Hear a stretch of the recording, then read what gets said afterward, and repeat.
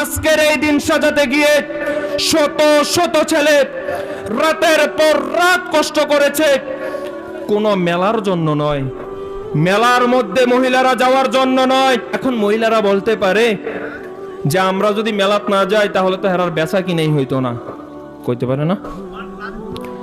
কয় দোকান তো দিছে আমরা লাগেই, আমার দিকে গাইলেইতে আছে, কয় দোকান তো দিছে আমরা লাগে, আমরা না গেলে কি তার বেচা হইব? আসলে কিন্তু সত্য, তারা না গেলে বেচা হইতো না। আর মাশাআল্লাহ তারা দোকানে যাওয়ার লাগে আসরের পর থেকে সাজুগুজু শুরু। হ্যাঁ, তারা আসরের পর থেকে সাজদা আছে কেন? দোকানে যাবে চটফটি আর ফুচকা খাইতো।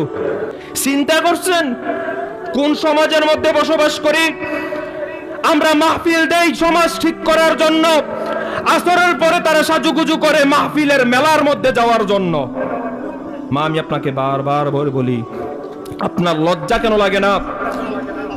মা, আপনার কেন লজ্জা লাগে না? আমি প্রত্যেকটা সপ্তাহে বলি আপনার কেন লজ্জা হয় না? আমি গতকালকে নেটের মধ্যে একটা ভিডিও দেখলাম। গতকালকে তো বিপিএল খেলা ছিল না? বিপিএল খেলা ছিল। তো খেলার পরে মনে হয় বরিশাল উইন হয়েছে। তো বরিশালের একটা মহিলা তার ছেলেকে নিয়ে আসছে খেলা দেখার জন্য। সবার সামনে, জনগণের সামনে উল্লাসে মহিলা নাচানাচি করছে আর ছেলেটা কান্না করছে।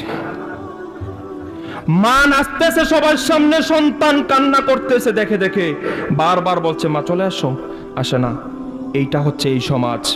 এই জন্য রাসূল সাল্লাল্লাহু আলাইহি ওয়াসাল্লাম দিন আনেন নাই, এই জন্য দিন আনেন নাই। আপনার অন্তরের মধ্যে জাহান্নামের ভয় কেন ঢোকে না? আল্লাহ তাআলা বলেন জাযাউ ওয়িফাকা, এমন একটা সময় আসবে যেই সময়ের মধ্যে তুমি যা দুনিয়ায় করেছো তোমার উপযুক্ত বিচার হবে।